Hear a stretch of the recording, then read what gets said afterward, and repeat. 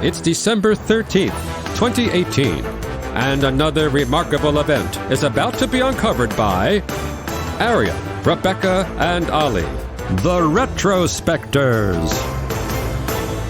Now, today was a significant date in the annals of competitive eating, because it was on this day that a maths teacher from Arizona, Michelle Cardboard Shell Lesco, achieved her third world record, this one for consuming the most amount of mayonnaise in 3 minutes. And some competitive eating records seem shocking, but to me this one didn't. I kind of feel like it's fairly achievable. How dare you undermine her incredible sporting prowess, Arion, so early. You think it's achievable to eat an entire jar of mayonnaise in 1 minute? So her record was the equivalent of 3.5 jars of mayonnaise in 3 minutes. Yeah.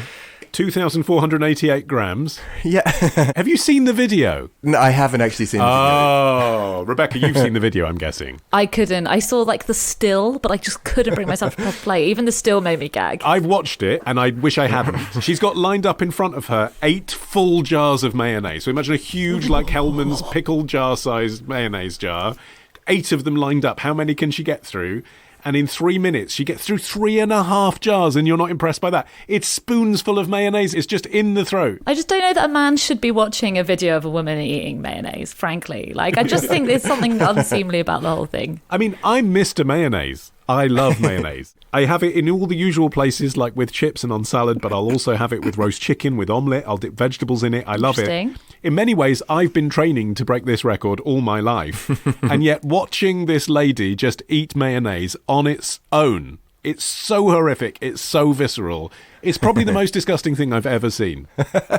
But maybe that's only because you haven't watched the other competitive eating videos, which are all repulsive. I watched some of the hot dog ones and some of the burger ones, and they are truly awful. And I suppose this is the thing that I mean. It's that the food stuff is repulsive that makes this an impressive feat, rather than the quantity I feel that she gets through. No, I've seen her break the record for the fastest time to eat a bowl of pasta as well, 26.69 seconds. It's extraordinary. Pasta's delicious. I'm pretty sure I'd be in that. She shovels it in. She just like inhales it, and it's hypnotic. It's hypnotic. She is an amazing human being. She also holds the record for the fastest time to eat a hot dog with no hands at 21.6 seconds. Again, who's watching these? There's definitely some kind of unwholesome interest in this. Does sound a bit pervy. She knows her way around a hot dog, though, I have to say. She is probably best known to speed eating aficionados as the reigning champion in one of the more famous eating contests, the Nathan's Famous Hot Dog Eating Contest. The reigning female champion. Yes, she's the holder of the pink mustard belt. The overall champion holds the mustard belt. The overall champion is Joey Jaws Chestnut, who's won 14 times in 15 years. He ate 76 hot dogs, which, to be fair, makes Lesco's 30.75 hot dogs look a bit paltry. And that includes the buns as well. In 10 minutes, so that's 10. Sorry, I tried to do maths.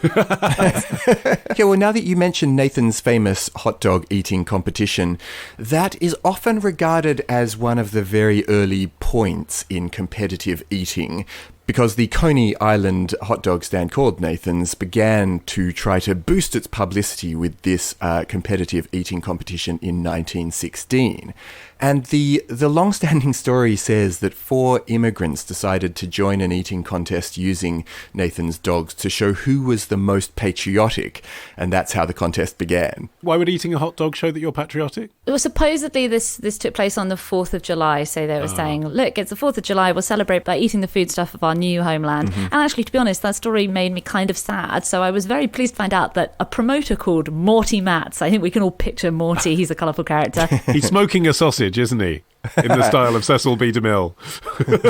He eventually admitted that the competition actually was started by him and a friend in the early 70s, and they made up the whole 1916 thing for publicity. And in fact, it was only in the mid-1990s that it really got a kick up the bum, because that's when George and Richard Shea took over the publicity for Nathan's Famous Hot Dog Eating Competition. By the way, we keep saying famous because Nathan's Famous is the name of the brand. It's not that famous. That's why we're explaining what it is to you. But it is famous amongst the world of competitive eating viewers. They took over the publicity, and they increased, basically, by turning it into a massive event, the hot dog contest's attendance from the hundreds to the tens of thousands. They started broadcasting it on ESPN with a deal with them where there's this kind of semi-ironic sports parody commentary on it, but now people take it seriously.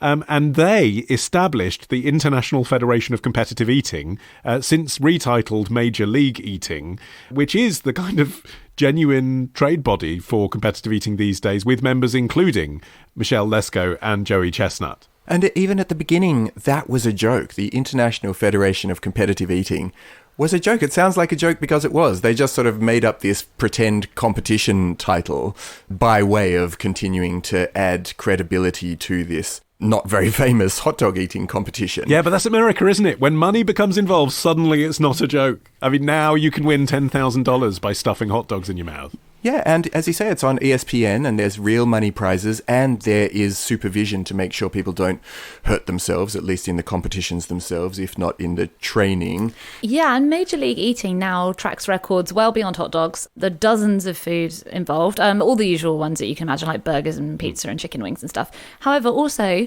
beef tongue, yes, tiramisu, reindeer sausage, what?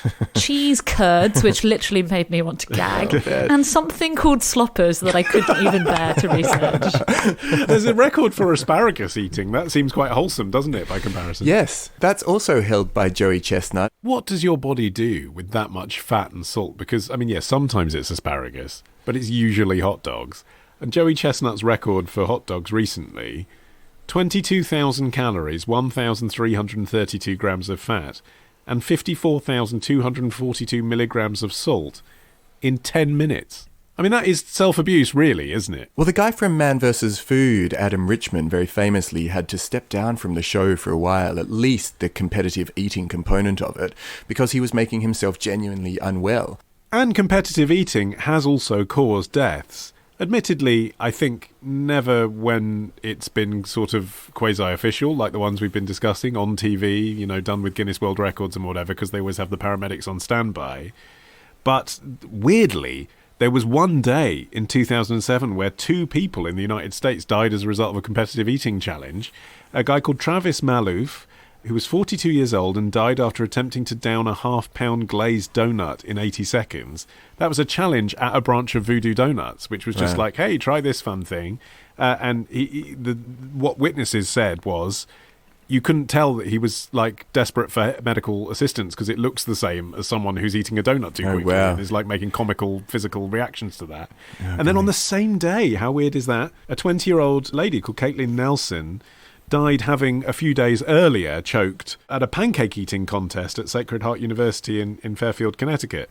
So it's kind of difficult because the people who are the pros, the athletes at this slightly ridiculous sport, do then mainstream it so that people do try it at home, if you like, and it isn't a safe thing to do. This is the problem with everything that starts off as goofy and fun. You know, it's meant to be an amateur thing. Like, that's the origin of it, right? Is, you know, pulling people up from the audience who can eat the most pies. Yeah. But there's this minority of people that then become the elite. They take it super seriously. They're like chewing on silicon so they can bite as hard as a German Shepherd.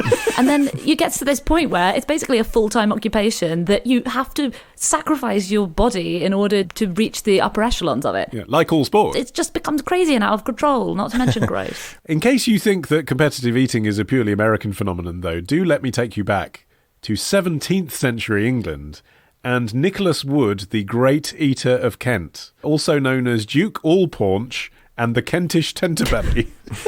They really had a way with words. Well, the person who had a way with words was the poet John Taylor, who was his promoter. Like, his side hustle was promoting Duke Allpaunch, and he wrote a pamphlet. And the plan was that people would read the pamphlet, be sensationalised by extraordinary eating skills, and then come and see him perform daily overeating at London's Bear Gardens, which at the time hosted animal fights. But the promotion never came to pass. You could never go and see Nicholas Wood, but it was documented by eyewitnesses that this man was able, for example, in a sitting to devour 60 eggs, a good portion of a lamb, and a handful of pies. Well, the reason why the tour that was meant to take him to London never took place was apparently because by the time he was meant to be doing this thing, all of his teeth had fallen out after he'd eaten a mutton shoulder, bone and all. And he was just like, nah, that's it, retired. Tomorrow, a Saudi businessman had said that he was willing to pay $10 million for one of the famous shoes. Love the show? Support the show. Patreon.com/retrospectors. Part of the Acast Creator Network.